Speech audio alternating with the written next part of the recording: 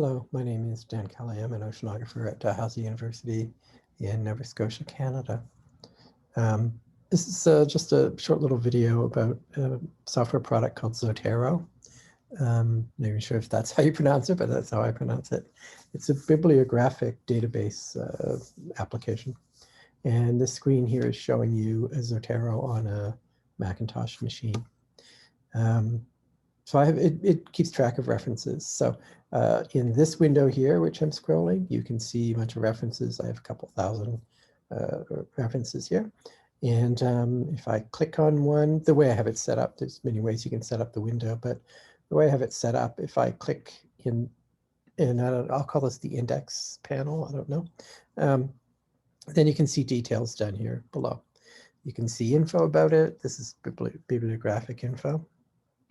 You can see notes if I've taken notes. It looks like I have for this one. Actually, I've never noticed that related thing. I guess you can make relations between things. I didn't know that. And you can add tags.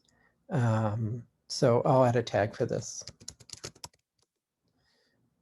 So fine, so that now has a tag, and I could go over here and I could find any entry that related to that. So this is finding, it looks like there's only one about awards because I'm not interested in awards, to be honest. Okay, so I'll go down and you can see another one. I'm interested in this paper. And let's see if I have any tags for that paper. Well, I do. Now it's up to you to decide what tags to make. Some journals, when you enter, I'll get into that in a second, but some journals will populate this information for you. And they'll put in keywords or what are called tags here, and I almost always change them to something that I like so that they can be uniform. Just for an example, maybe they might have said sea ice. Well, I'm an oceanographer, so I just like the word ice better. So it's good to change things if you want to change them. So I have these organized here by creator. Obviously, it's just like any other common software. I can click here and organize by another thing. Here by year, I can click on this thing to change the ordering. Date added, there's a bunch of things you can use. These are the things that you can put in there. I guess you could put in other columns as well. What you decide to do depends on you. It's not even clear to me why I have both of these things. I feel like I'm going to remove that one. So that's now removed, and I often keep it in this view, actually. So I want to know, so I'm just scrolling to the top again, I changed the order. I want to know what I entered or modified recently, and it looks like it was these things. Okay, so over here we have what are called collections, and this is a collection of, these are sub-collections of what's in this library here. These are sub-collections, sub-collection here, sorry, about Argo floats for a paper that we're writing for a Journal of Oceanographic, a Journal of Open Source Software. I'm sorry, forget the name of the journal. So things can be, this thing that I'm clicking on here is in the library, and it's also in this. You can also have shared or group libraries, and then other people can share. If you're working on a paper together with other people, this is another paper about Argo floats, and this was the bibliographic information we use. And so all the co-authors could find papers and drop them in there, and then the other co-authors would see it as well. Okay, so let me see here. Let me show you a little bit about tags. So let me clear the tags first. You can have some number, I think it's 9, of colored tags. I wonder if I get them just by, I'm not sure. Colored tags, like I have a colored tag here for manual things. I feel that I can't actually see this because of the way this is being recorded. I'll deselect all of them. Yeah, okay. Yeah, I'm recording this in Zoom, and it's the usual thing where some stuff is cut off on the screen. I can't see it. I'll just go to another tag. This is whale papers, but I'm also doing a subset by something else, so I didn't quite want to show you that. Let me go to the main library. Okay, you can see now here. That's why I couldn't see it. I'm in the main library, and you can see some of my colored tags. You can have up to 9 colored tags. By the way, this is a ranking of papers. That means it's 2 standard deviations higher than average and 2 standard deviations lower. That means excellent and that means terrible. I'm not going to show you, I'm not going to tag on those. I don't want you to see ones that I consider terrible. So I do some stuff on, I guess I was mentioning whales before. So these are some papers that relate to whales, and you can see that I've color coded that in red, and it's in red here as well. And if I can remove that tag by sort of clicking it again, now I'm back to everything. And if I just scroll through, you can see here the red ones and the blue ones. It's pretty easy to work with. You can change tags easily.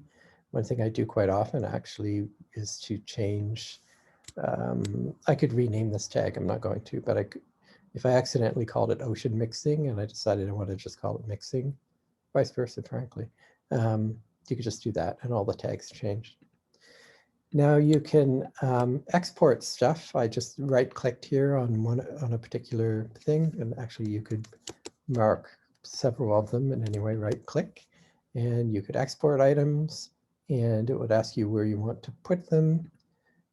First, it asks you what format. I usually save it in BibTeX just because I like that because I use LaTeX, but there are lots of different formats. This is a pretty standard format here, RIS, and yeah, lots of different formats. And you can choose different, you can like abbreviate them and so forth. I'm not actually going to export it, so I won't show you that. You can search up here. This is searching at the moment for all fields, and I can control what I search for. Maybe I'll just say I just want to look in the title, and I want to look for the word tide in the title. This is finding all papers which have the word tide somewhere in here. So you see this is tide driven. This is, I think, a little, for the way I work, it's a little less useful than using tags. Tags are a really strong feature of this, in my opinion. So there are ways with these shared tags. There are ways in which you can incorporate this information straight from Zotero databases into Markdown and other things as well. So that's a pretty handy feature. So let's see, I could show you how you insert something. You click this plus thing and you can choose what category. There's a lot of categories. I've gone down to more, like a letter, whatever. There's also this one, which is extremely useful. And I think people call that a searchlight or spotlight. I don't know what that is. Torch, I don't know. That's the English word. Flashlight, I guess, is the American word. You can put in an ISBN or a DOI. If you're an academic, you know what those things are. And what it will do is it will go into some database somewhere and look it up and then extract the information and insert it into your database. Also, I have what's called a connector. I'll just get rid of that. I have a connector, which I use in, well, you can use it in Safari or, Firefox and such like web browsers.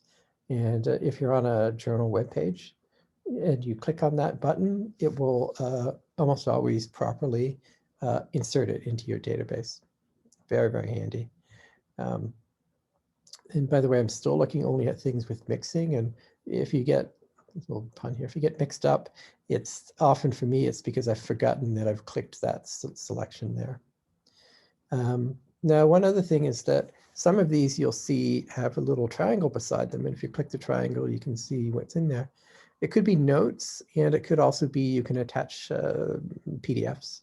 I very commonly do this. So I've done it in this case. So if I were to double click on it, my computer would go to this PDF and I could read that paper. Very handy. And the way you do that is you click on this little attachment thing, and you have a couple of ways of doing it. One is to attach a copy of whatever it is, PDF or notes, whatever it is, audio, whatever. Attach a copy, which is saved in your Zotero database, or you can attach a link.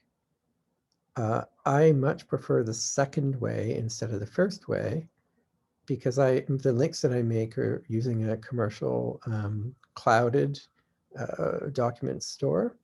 And I find it easier to only have one commercial clouded document store instead of one for Zotero and one for all the other things that I do. It's cheaper to buy in bulk, basically. Now, the disadvantage of my scheme is that it's a link to a local file on my disk. So if we're talking about a group library, that's not very helpful. So in a group library, you might want to have a stored copy. And I think that you get a free account that has a certain amount of storage. If you are an academic and doing a lot of group work, you're going to want to buy more storage from Zotero. I didn't even check to see if it's expensive or cheap compared to the other alternatives for clouded storage. Zotero itself is open source, and it was developed, I think, for perhaps by library people, like probably for and partly by, because lots of library people are very good at computing. Most universities have library and computing kind of blended together in some way. So yeah, it's open source, which is a great feature. It's saving these data in SQLite 3, SQLite 3. And if you really know what you're doing, and you really feel you have to, you can modify the SQLite directly. I don't necessarily, I've done it, but I've been around for a long time and I know a little bit about how to do stuff without screwing myself up terribly, like make a copy and so forth. I guess I don't recommend it unless you know, unless you're good on the computer, I'd recommend not doing that. I only had to do it in the beginning because there was an error. My bib files are created semi-automatically, and I've been keeping them alive for decades. And so stuff was hand entered a long time ago, and after that, it's been manipulated automatically with Perl scripts and other things.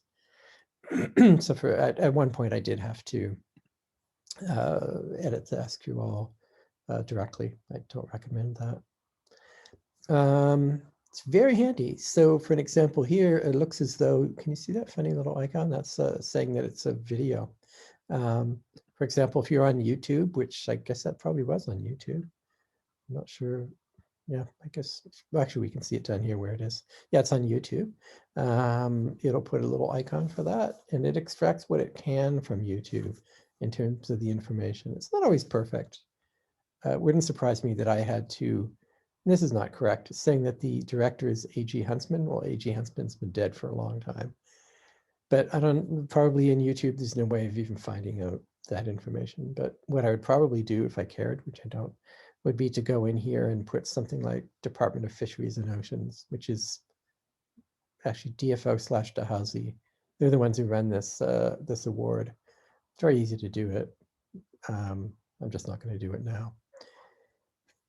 Right, well, so that was a little video showing you something about Zotero. I do recommend it. The reason I use it is some of the librarians recommended it to me, and also computer people. And these are people I deeply respect and have known for a long time. And my view is, why waste time researching something when people that you know and trust are quite clear in saying that it's the best choice? For one, I wouldn't use anything that's closed source, so that narrows it. I'd like to have something which I think has a future. This thing is supported by, I should have looked it up, but some various academic organizations, several high-level national in different countries, library and academic organizations. So I don't think the funding will go away. So you know what I mean? It's a worry with open source software that's something written by a grad student who graduates and has no time for it anymore, has children or something and has no time for it anymore, something like that. That's not the way this is. So I can't imagine that this code base is going to evaporate at some point just because someone decides that they'd rather be a musician than a computer scientist. Right, I think that's what I wanted to say. I recommend it, Zotero. It's easy to get for multiple platforms. I'm running it on OS X. I'm pretty sure it runs on Windows and Linux as well. I hope this was at least somewhat useful, and take care, stay well.